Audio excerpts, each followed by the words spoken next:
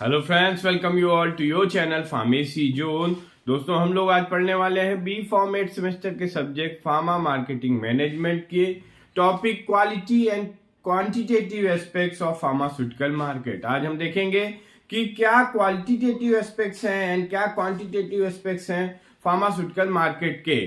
तो आइए शुरू करते हैं आज का अपना टॉपिक। और शुरू करने से पहले अगर अभी तक आपने चैनल को सब्सक्राइब नहीं किया है तो जल्द से जल्द चैनल को सब्सक्राइब जरूर कर लें। तो आइए देखते हैं। तो भाई, जैसा कि यहाँ देख रहे हैं, हमारा जो टॉपिक है वो है quantitative and qualitative aspects of pharmaceutical market. तो क्वालिटेटिव और क्वांटिटेटिव ये दोनों टर्म्स बड़े फेमिलियर टर्म्स हैं, आप इनके बारे में खूब बखूबी जानते हैं। बट हम फार्मास्यूटिकल मार्केट में इनका क्या इंपॉर्टेंस है, फार्मास्यूटिकल मार्केटिंग स्टडी में हम इनकी क्यों स्टडी करते हैं। तो क्वांटिटेटिव या क्वांटिटेटिव मतलब हम ये क्वांटिटेटिव टर्म्स, क्वांटिटेटिव एस्पेक्ट्स की स्टडी कर लेते हैं तो हमें ये पता चल जाता है कि क्वांटिटी वाइज हमारी मार्केट जो भी है, जो फार्मास्यूटिकल मार्केट है, वो कैसा वर्क कर रही है। और क्वालिटी एस्पेक्ट्स पे जब हम उसके स्टडी करते हैं या क्वालिटेटिव एस्पेक्ट्स को जब हम समझ लेते हैं तो इन दोनों एस्पेक्ट को समझने से हमारे पास एक ऐसा इंफॉर्मेशन हो जाती है जिससे कि हम किसी भी मार्केट से, जैसे कि यहाँ हम फार्मास्यूटिकल मार्केट की स्टडी कर रहे हैं, तो जब हमने क्वांटिटेटिव एस्पेक्ट्स और क्वालिटेटिव दोनों ही एस्पेक्ट्स की स्टडी कर ली है तो हमारे पास एक क्लियर विजन हो जाता है, क्लियर इंफॉर्मेशन, एक क्लियर पिक्चर हमें मिल जाती है ताकि हम उस मार्केट से रिगार्डिंग सही डिसीजंस ले पाए, सही तरीके से हम मार्केट में वर्क कर पाए, जिससे कि जो भी हमारा बिजनेस है वो सही ढंग से ग्रो कर सके, प्रॉपर ग्रो कर सके। तो आइए देखते हैं कौन कौन से ऐसे क्वांटिटेटिव एस्पेक्ट्स हैं। सबसे पहले हम डिस्कस कर लेते हैं क्वांटिटेटिव एस्पेक्ट्स के बारे में। और इन क्वांटिटेटिव एस्पेक्ट्स में जो सबसे पहला एस्पेक्ट है, यानी अगर हम किसी भी मार्केट की क्वांटिटेटिव स्टडी कर रहे हैं तो वहां हमें सबसे पहले स्टडी करनी होगी मार्केट साइज की। और अगर हम मार्केट साइज का मतलब है कि कितनी मार्केट कितनी बड़ी है, वैल्यू वाइज कितनी बड़ी मार्केट है। और अगर हमें मार्केट साइज का पता चल गया और हमने मार्केट साइज की प्रॉपर स्टडी कर ली तो इस मार्केट साइज की स्टडी से हमें ये पता चल जाएगा कि क्या चांसेस है, बिजनेस चांसेस क्या है, और उस बिजनेस चांसेस के से हम ये कैलकुलेट कर सकते हैं मार्केट साइज के बेसिस पे कि वहां पे हमारे ग्रोथ के चांसेस क्या है। तो जैसे कि हम फार्मास्यूटिकल मार्केट की बात कर रहे हैं तो करेंटली इंडिया की जो फार्मास्यूटिकल मार्केट है वो $50 बिलियन की है। $50 बिलियन की करंट टाइम पे फार्मास्यूटिकल मार्केट है इंडिया में। और आपको पता है कि 1 बिलियन होता है 100 करोड़ के आसपास। और अगर हम $1 बिलियन कैलकुलेट करें तो इट्स अबाउट 76 into 100 यानी 760 करोड़ के आसपास। तो आप इसकी वैल्यू कैलकुलेट कर सकते हैं, इट्स अ ह्यूज वैल्यू। तो यहाँ पे यानी कि हम ये कह सकते हैं कि फार्मास्यूटिकल मार्केट जो है वो बहुत ही ह्यूज मार्केट है, बहुत ही बड़ी मार्केट है। और ये जो मार्केट है ये day by day, time to time grow कर रही है। इंडिया जो इंडियन मार्केट है इसको एक्सपेक्ट किया गया है कि 2024 में, इन 2024 में ये मार्केट पहुंच जाएगी कहां पे, 65 बिलियन पे। और 2030 में ये एक्सपेक्टेड है कि it's will be $130 billion market. So हम जब मार्केट साइज की स्टडी करते हैं तो हमें ये डाटा मिलके आता है। बहुत सारी एजेंसीज हैं जो वर्क करती हैं इन डाटा पे। तो हमें जब ये डाटा मिल जाता है तो यानी कि अगर मार्केट साइज बड़ा है तो चांसेस ज्यादा हैं हमें उस मार्केट में ग्रो करने के। अगर कहीं सिंपल से मान लीजिए यहाँ पे जैसे 50 बिलियन की मार्केट है, अगर यही 1 बिलियन की मार्केट होती, 1 बिलियन की मार्केट होती और इसमें हम इस फार्मास्यूटिकल मार्केट 1 बिलियन की होती, तो यहाँ पे जो नई कंपनीज हैं उनको ग्रो करने के चांसेस कम होते, क्योंकि मार्केट साइज हमारा छोटा है और कोई कंपटीशन ज्यादा है, एग्जिस्टिंग कंपनियां भी हैं, तो यहाँ पे चांसेस कम होते। बट आप ये देखें कि अभी जो करंट की मार्केट है वो 50 बिलियन डॉलर्स की है, फिर 2024 में ये एक्सपेक्टेड है कि ये मार्केट हमारी पहुंच जाएगी 65 बिलियन और 2030 में ये 130 बिलियन डॉलर की एक्सपेक्टेड है। यानी कि मार्केट साइज हमारा बड़ा है, मार्केट साइज हमारा ह्यूज है, और जितना ह्यूज मार्केट साइज होगा उतने ही ज्यादा चांसेस होंगे मार्केट में ग्रो करने के। और आप जानते हैं कि फार्मास्यूटिकल मार्केट में हमारी जो इंडिया है वो लार्जेस्ट एक्सपोर्टर कंपनी है। ये largest exporter India is the largest exporter in all over world, और हम 3rd नंबर पे हैं। India third all over world 3rd number पे है वैल्यूम वाइज, मींस कि हम जो मेडिसिन जो प्रोड्यूस करते हैं volume wise we are on 3rd number and 14th rank value wise 14th position पे है India, and value wise 14th position पे, and volume wise we are 3rd in all over world. So पहली जो quantitative aspect की जब हम study करते हैं तो सबसे पहला हम डिटरमाइन करते हैं मार्केट साइज के बारे में, और फार्मास्यूटिकल मार्केट का साइज काफी ह्यूज है, और मार्केट साइज जितना ह्यूज होगा उतने ही ज्यादा चांसेस होंगे आपके ग्रो करने के, उस रिलेटेड जिस भी मार्केट की स्टडी कर रहे हैं। Then second aspect is market share, जिस भी ये हम इस तरीके से कि जिस कंपनी के फार्मास्यूटिकल मार्केट में हम फार्मा इंडस्ट्रीज में हम जिस कंपनी के क्वालिटेटिव एस्पेक्ट के सर्वे कर रहे हैं, या हम किसी पर्टिकुलर प्रोडक्ट के रिगार्डिंग सर्वे कर रहे हैं, तब वहां हम ये रिसर्च करेंगे कि इस प्रोडक्ट का यानी एग्जिस्टिंग मार्केट साइज, जैसे कि अभी हमने देखा कि जो एग्जिस्टिंग मार्केट साइज है वो 50 बिलियन डॉलर्स का है, बट उसमें particular industry and particular product का कितना शेयर है, ये भी इसको रेवेन्यू डाटा से हम कैलकुलेट कर सकते हैं। और अगर ये पता चल गया कि मान लीजिए फॉर एग्जांपल ये 50 बिलियन डॉलर है, इसमें हमारे 100 प्रोडक्ट्स आते होंगे, मान लीजिए हम एक एग्जांपल लेके चलते हैं कि फार्मास्यूटिकल मार्केट में 100 प्रोडक्ट्स हैं, सारे प्रोडक्ट को मिला के यहाँ पे जो ऑल प्रोडक्ट रेंज है वो 100 प्रोडक्ट्स ही है। अब इसमें से जब हम मार्केट शेयर का पता करते हैं तो प्रोडक्ट हमारे पास 100 है, मान लीजिए कि आपके पास जो कंपनियां हैं 25 कंपनियां हैं, इन 25 कंपनीज के मिला के 100 प्रोडक्ट हैं, तो इन 100 प्रोडक्ट में हम ये पता करें कि किस कंपनी का ज्यादा शेयर है और किस प्रोडक्ट का ज्यादा शेयर है।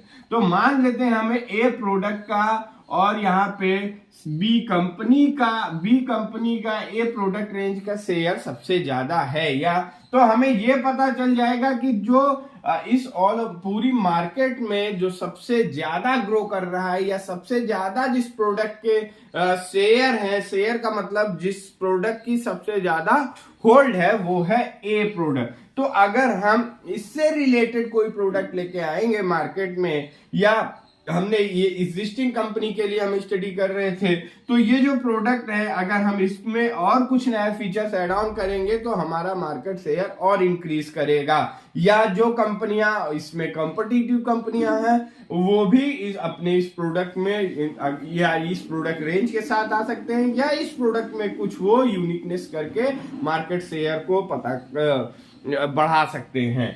सो सेकेंड हमारा क्वांटिटेटिव एस्पेक्ट जो है वो है आपका market share, and third one is sale growth. हम जिस भी इंडस्ट्री की रिगार्डिंग, जिस भी इंडस्ट्री या जिस भी कंपनी के क्वांटिटेटिव एस्पेक्ट की स्टडी कर रहे हैं, तो वहां हम ये भी देखते हैं कि उनकी सेल ग्रोथ कैसी है। सेल ग्रोथ का मतलब जो भी कंपनी सेल कर रही है उसका time to time, year wise company की सेल कितना ग्रो कर रही है। सेल अगर ग्रो कर रही है तो यानी क्वांटिटेटिव वाइज कंपनी अच्छा वर्क कर रही है। और ये सेल ग्रोथ को पता करने के लिए हम इसके रेवेन्यू डाटा मींस की जो हमें रिटर्न आता है उससे हम कैलकुलेट करते हैं कि हमारी सेल ग्रो हो रही है या नहीं। Then fourth one is R&D, research and development spending. जो भी इन कंपनी है, किसी भी कंपनी के रिगार्डिंग वहां पे रिसर्च एंड डेवलपमेंट में क्या स्पेंडिंग किए जा रहे हैं। क्या रिसर्च मीन्स की जो उस जिस भी मार्केट की, जैसे हम फार्मास्यूटिकल मार्केट की स्टडी कर रहे हैं या हम पर्टिकुलर किसी कंपनी, पर्टिकुलर किसी इंडस्ट्री की स्टडी कर रहे हैं, तो वहां पे हमें ये जानना जरूरी होता है कि उस इंडस्ट्री में, उस मार्केट में रिसर्च एंड डेवलपमेंट में क्या चांसेस हैं, कितने क्या रिसर्च एंड डेवलपमेंट वहां पे किए जा रहे हैं कि नहीं। रिसर्च एंड डेवलपमेंट से अगर रिसर्च एंड डेवलपमेंट होते रहेंगे तो there will be chances of new innovation. और अगर किसी भी इंडस्ट्री में, किसी भी मार्केट में, किसी भी कंपनी में नए इन्वेंशन होते रहेंगे तो वो इंडस्ट्री हमारी ग्रो करती रहेगी। जो अगर इनोवेशंस नहीं है तो there will be chances of growth रुकने के चांसेस हैं। सो R&D स्पेंडिंग का भी हम पता करते हैं क्वांटिटेटिव एस्पेक्ट में, और R&D स्पेंडिंग की स्टडी से हमें पता चलता है ग्रोथ के, कि यहाँ पे फ्यूचर ग्रोथ आप कह सकते हैं। अब अगर R&D स्पेंडिंग है तो there will be chances of future growth. And next one is pricing. जो भी प्राइसिंग रेंज क्या है, जो अभी और भी कंपनियों के जो एग्जिस्टिंग प्रोडक्ट है या जो भी हम सिमिलर प्रोडक्ट है उस सिमिलर प्रोडक्ट रेंज में प्राइस क्या है, प्राइसिंग से भी हम क्वांटिटेटिव एस्पेक्ट्स को पता कर सकते हैं। सो ये हो गए हमारे 5 main quantitative aspects: market size, market share, sale growth, R&D spending and pricing. और इन पांचों की स्टडी करने से हम किसी भी मार्केट या किसी भी इंडस्ट्री की क्वांटिटेटिव फीचर्स को पता कर सकते हैं। और अगर हमने क्वांटिटेटिव फीचर्स, इन 5 फैक्टर्स की स्टडी की, क्वांटिटेटिव फीचर्स की हमने स्टडी की, तो हमारे पास एक ये डाटा मिलके आ जाएगा कि ये जो जिस भी हम मार्केट की स्टडी कर रहे हैं वो मार्केट कितनी ह्यूज है, कितनी बड़ी है और वहां पे ग्रोथ के चांसेस कितने हैं। तो जिससे कि हमें फिर उस कंपनी में भी, उस मार्केट में बिजनेस करने में आसानी होगी और बिजनेस हमारा ग्रो करेगा। नेक्स्ट हम देख लेते हैं क्वालिटेटिव एस्पेक्ट्स। क्वालिटेटिव एस्पेक्ट्स यानी कि पहला तो हमने देखा क्वांटिटी यानी नंबर्स में, अब हम देखेंगे, बात करेंगे क्वालिटी पे। और क्वांटिटी और क्वालिटी जब दोनों कोई भी काम करने से पहले अगर हम दोनों ही फैक्टर्स की सही ढंग से एनालिसिस करते हैं तो ग्रोथ करने के चांसेस, सक्सेस होने के चांसेस काफी इंक्रीज हो जाते हैं। तो सबसे पहला है क्वांटिटेटिव एस्पेक्ट्स में प्रोडक्शन इनोवेशन। प्रोडक्शन इनोवेशन, जैसा कि अभी हम लोगों ने रिसर्च एंड डेवलपमेंट स्पेंडिंग को डिस्कस किया, लगभग ये वही है कि प्रोडक्शन इनोवेशन मतलब कि जो भी हमारे प्रोडक्शन हो रहे हैं, जो प्रोडक्ट बनाए जा रहे हैं, वहां पे इनोवेशन हो रहा है कि नहीं, इनोवेशन के चांसेस है कि नहीं। इनोवेशन का मतलब कि कुछ नया उस जिस भी हम मार्केट में है, जैसे फार्मास्यूटिकल मार्केट में है, फार्मास्यूटिकल मार्केट में हमेशा इनोवेटिव होते रहते हैं। जैसे कि आप देखें सिंपल टैबलेट, ओरो disposable tablet, sustain release tablet, control release tablet. तो इससे नए इनोवेशन होते रहने से क्या होता है कि मार्केट हमारी सैचुरेट नहीं हो पाती है। और मार्केट का ये ट्रेंड है, बिजनेस का ये ट्रेंड है कि अगर कोई भी प्रोडक्ट सैचुरेट हो गया, उसमें कुछ इनोवेशन नहीं हुआ, तो फिर वो डिक्लाइन करने लगेगा। तो प्रोडक्ट इनोवेशन के क्या चांसेस हैं? एंड रेगुलेशन, जिस भी हम मार्केट में या जिस भी इंडस्ट्री में वर्क करना चाह रहे हैं वहां पे क्या रेगुलेशन है। और फार्मास्यूटिकल मार्केट में रेगुलेशंस बहुत ही हम ये कह सकते हैं बहुत टाइट रेगुलेशंस है, और time to time regulations change होते रहते हैं। तो जिस भी मार्केट में हम आ रहे हैं, अगर उस रिलेटेड मार्केट की रूल्स एंड रेगुलेशंस के बारे में हमें प्रॉपर जानकारी होगी तो हम सही ढंग से काम कर पाएंगे। As per regulation, as per rule के हिसाब से हम काम करेंगे तो ग्रोथ के चांसेस बढ़ेंगे। अगर हम रूल के हिसाब से, हमने रेगुलेटरी कंसर्न्स को सही से स्टडी नहीं किया और हम रूल्स की प्रॉपर हमें जानकारी नहीं है और हम प्रोडक्शन कर रहे हैं या कोई भी मार्केटिंग कर रहे हैं, तो हो सकता है कि कोई क्राइटेरिया रूल्स का हम ना फुलफिल करें, जिसकी वजह से हमारा बिजनेस स्टॉप हो जाए। तो रेगुलेशन की प्रॉपर जानकारी होने से हम क्वालिटी, अपने प्रोडक्ट की क्वालिटी को सुपीरियर बना सकते हैं। और नेक्स्ट है कॉम्पिटिटिव एनालिसिस।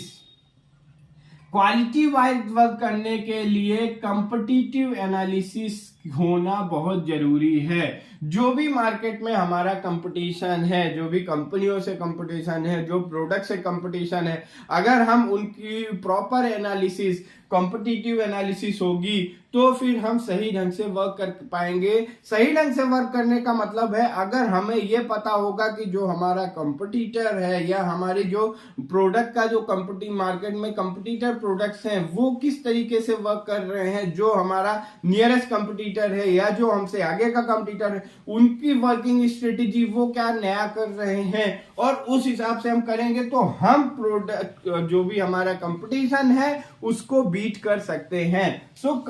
और बीट तभी कर सकते हैं जब उस कंपटीशन की एनालिसिस होगी, हमारे पास स्टडी होगी। विदाउट एनालिसिस कंपटीशन को बीट कर पाना इम्पॉसिबल है। और अगर हम कंपटीशन को बीट कर ले रहे हैं, so we will work on our quality improvement.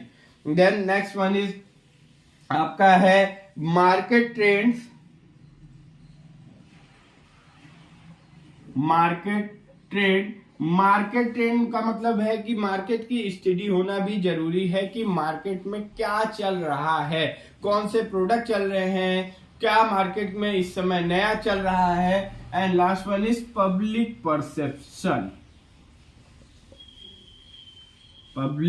Perception. Customer की क्या नीड है, जो पब्लिक का मीन्स यहाँ पे है जो कस्टमर, जो भी पब्लिक हमारी प्रोडक्ट यूज कर रही है उस प्रोडक्ट पर पब्लिक परसेप्शन मीन्स पब्लिक का क्या एक्सपेक्टेशन है, क्या नीड है, उसको भी हम फुलफिल करेंगे तो दैट विल बी क्वालिटेटिव या क्वालिटी वाइज हमारे बिजनेस के लिए, हमारे प्रोडक्ट के लिए अच्छा होगा। तो ये 5 टर्म्स हैं क्वालिटेटिव एस्पेक्ट की जब हम स्टडी करते हैं तो हमें product innovation, regulation, competitive analysis, market trend and public perception की स्टडी करनी होती है। तो ये था guys quantitative and qualitative aspects के बारे में, और आई होप कि आपको ये टॉपिक समझ में आएगा। इस टॉपिक से रिलेटेड कोई भी क्वेरी हो तो आप कमेंट बॉक्स में ड्रॉप कर सकते हैं। टॉपिक के PDF नोट्स को आप डिस्क्रिप्शन बॉक्स में दिए हुए लिंक से डाउनलोड कर सकते हैं। Thank you.